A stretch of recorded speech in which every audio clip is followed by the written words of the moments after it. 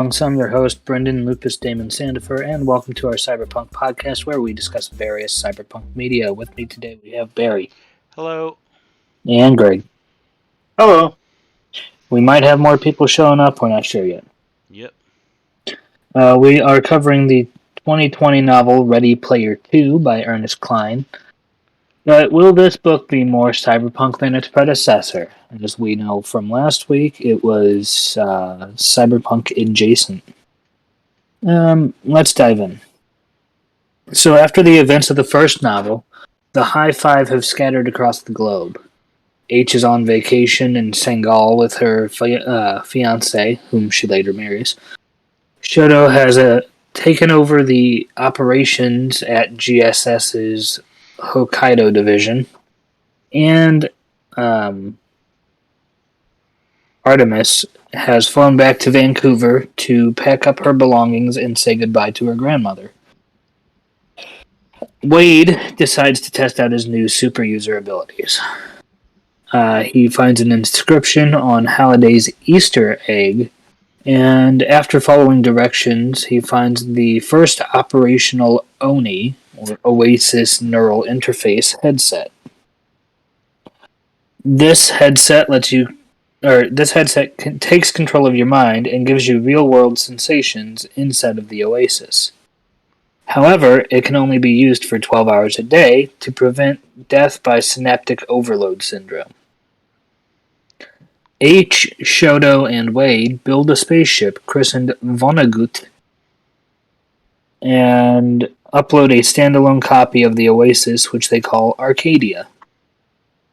The Oni headsets start selling fast, allowing GSS to shut down IOI.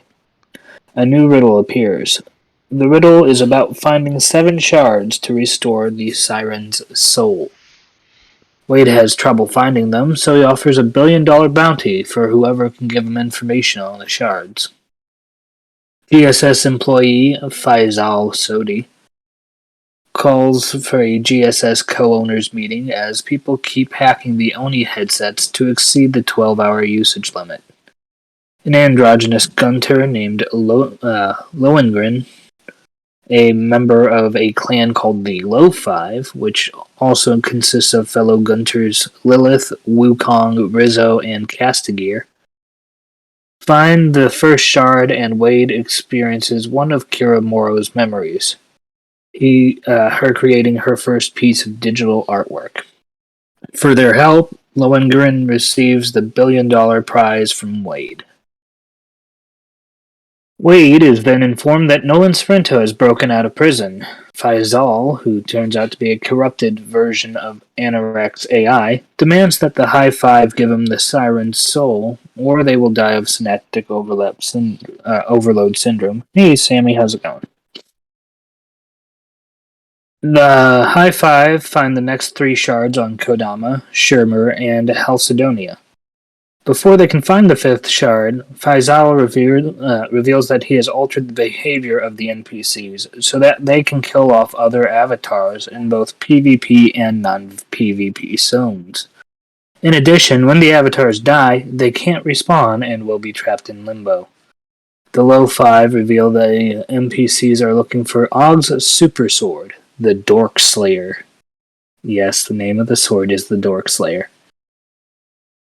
Together they find out that the Siren's soul is a digital copy of Ogg's late wife, Lucosia, otherwise known as Kira. The Low Five decide to go on a quest to find the sword. H, Shoto, and Wade find the 5th shard on Afterworld, which is a world dedicated to Prince, and they have a battle with several NPCs, all of Prince. During which, hey Matt, how's it going? During which Shoto is killed off. H and Wade journey to Arda 1 to find the 6th shard, but H is killed and Wade takes damage from poison during a fight with Karkaroth. Artemis arrives and saves Wade, and they obtain the 6th shard. Wade obtains the last shard on Chthoniya and steals back Anorak's robes, which Faisal previously took. Sorrento gets killed by Faisal, but fatally wounds Og. Lohengrin arrives with the Dork Slayer, which Og uses to destroy Faisal, freeing all of the Oni hostages. Og dies seconds later, and Wade logs out of the Oasis, but loses consciousness and wakes up 15 hours later in a GSS hospital bay. Eventually, he logs back into the Oasis and reassembles the shards, resurrecting Leucosia, who gives him an artifact called the Rod of Resurrection, which allows the user to resurrect an Oni user as a digital person, even if the user is already dead. Wade makes copies of the whole human race, sends them off to Proxima Centauri on board the Vonnegut. And that's the book. So, my thoughts on this were it was basically Sword Art Online with a little other reference thrown in. Now hold the phone just a minute here. What was that art you mentioned? Her making digital art? Yeah. Like, that was art that was sold online and stuff.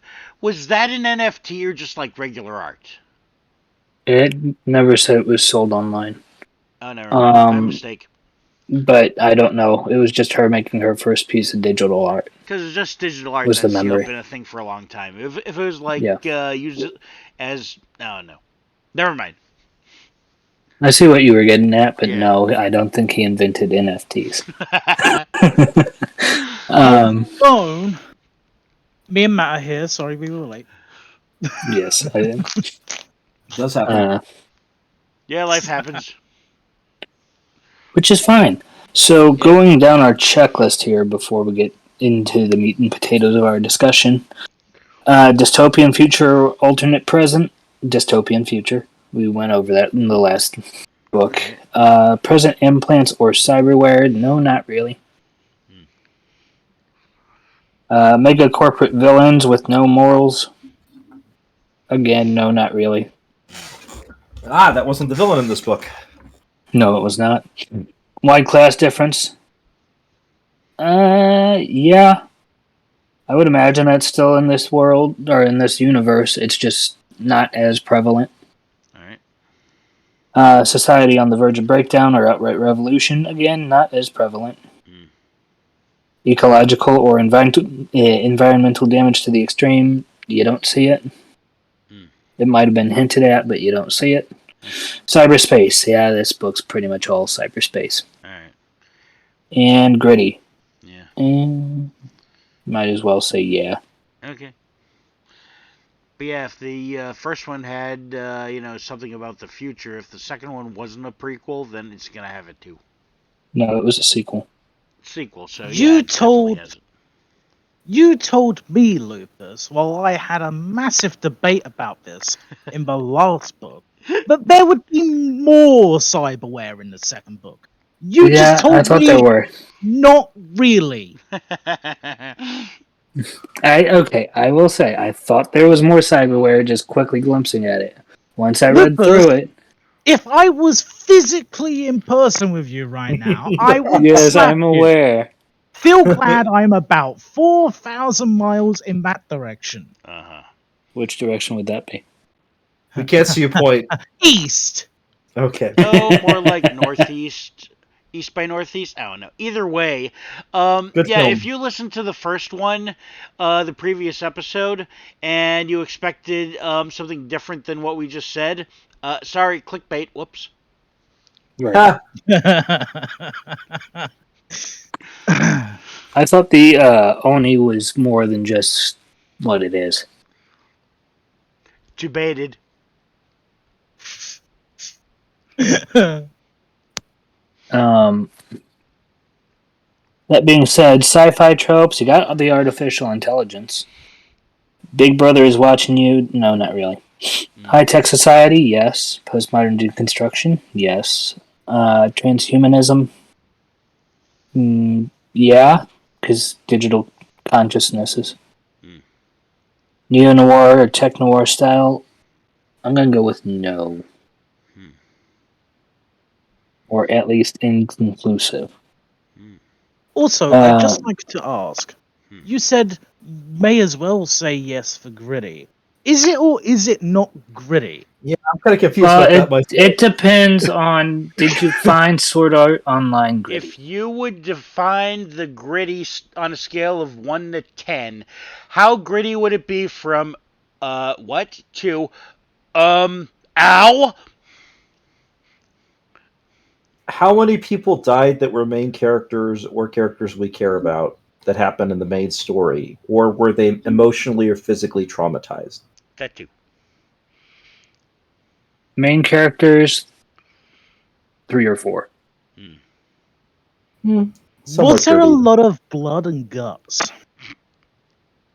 He didn't go into detail. Hmm. Hmm. So we're talking PG gritty. Yeah, we're like Disney levels of So we're gritty. talking borderline gritty.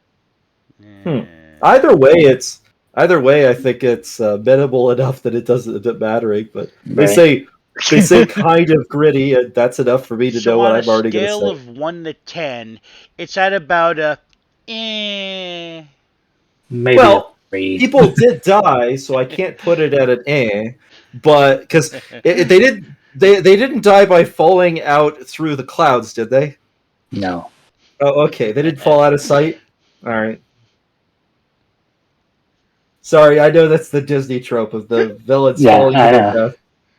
Wow, clouds. In drugs or alcohol? No, not really. So I'm gonna go with no. Yeah. Same. No. I know you haven't asked yet, but no. Yeah, this sounds like more of a no than my last one, which at least was borderline cyberpunk. Given the circumstances, this one's just no. Greg? Yeah, I don't see how it could possibly be cyberpunk. All right. So it has been decided. This is a no. Has anyone besides Greg and I at least read the plot summary or know about the book? Plot summary, yes. Got it. Okay. I knew of the book. I read the I plot read- summary when I the film read- came out yeah. because I was like, are they going to make a sequel to the film? And then I was disappointed when I Actually- found out how different the book was in the movie. And I was like, oh. Well, now I understand was why the people are disappointed by it. That was the first movie. I'm First mostly just here to push the button so you guys out there can listen to us guys in here. Yeah. Speaking of which, we do have audio this time, right? Yes. Oh! Thank God. I've been checking repeatedly.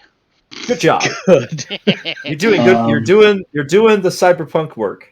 Because after last week's fiasco, it's just like, oh, that's my bad. Smack me in the face.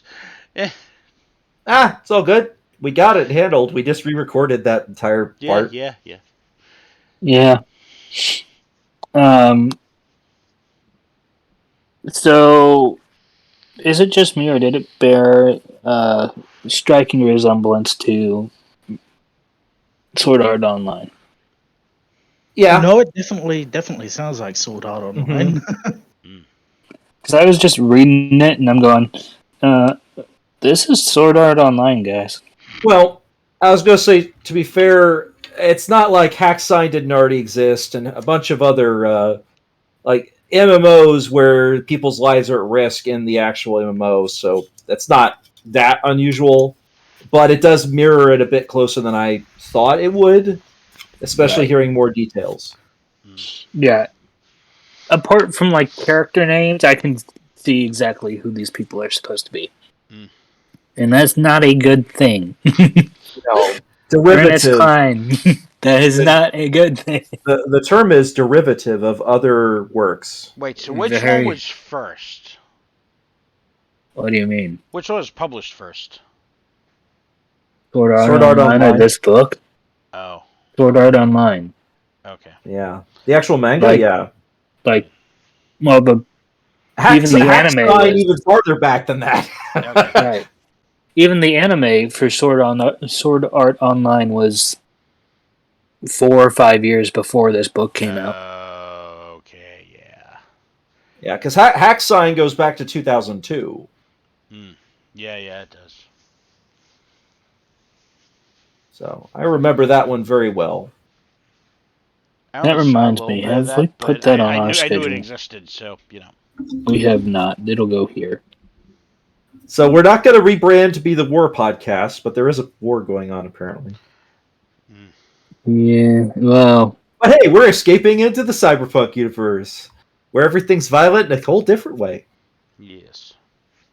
Yeah, you think what's going on in the world is violent? You haven't been in a cyberpunk universe.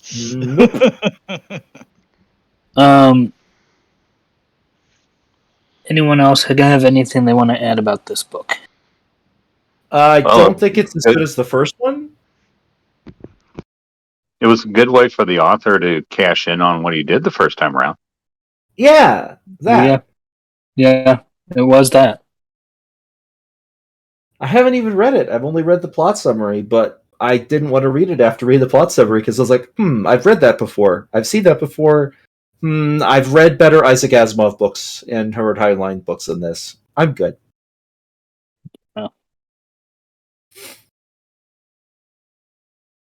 Well, James he Gurdek. just did what Samuel L. Jackson did. He got a paycheck, he went thank you, and he put out crap.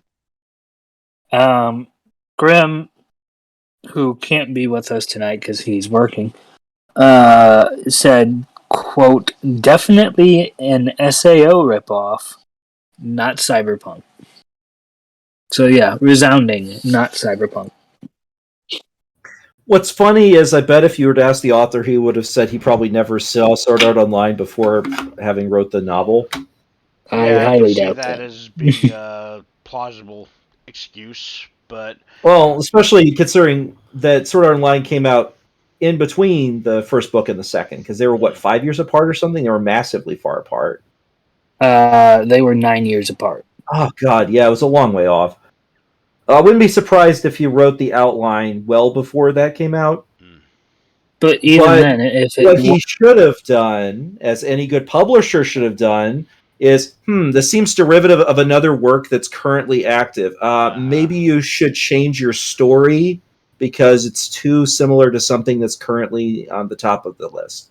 Or they doubled down and said, that's perfect. It's so much alike it. People that like that will like your work too. So Yeah, I don't know if that probably happened or not. anybody probably that's how it ever went. been involved with plagiarism in any way on a first-person basis, which I haven't, fortunately, will let you know that even if you don't know about something that looks like plagiarism, if it's, close enough that the odds are astronomical enough, then even if it literally isn't plagiarism, it still technically is because there's no way to prove it isn't.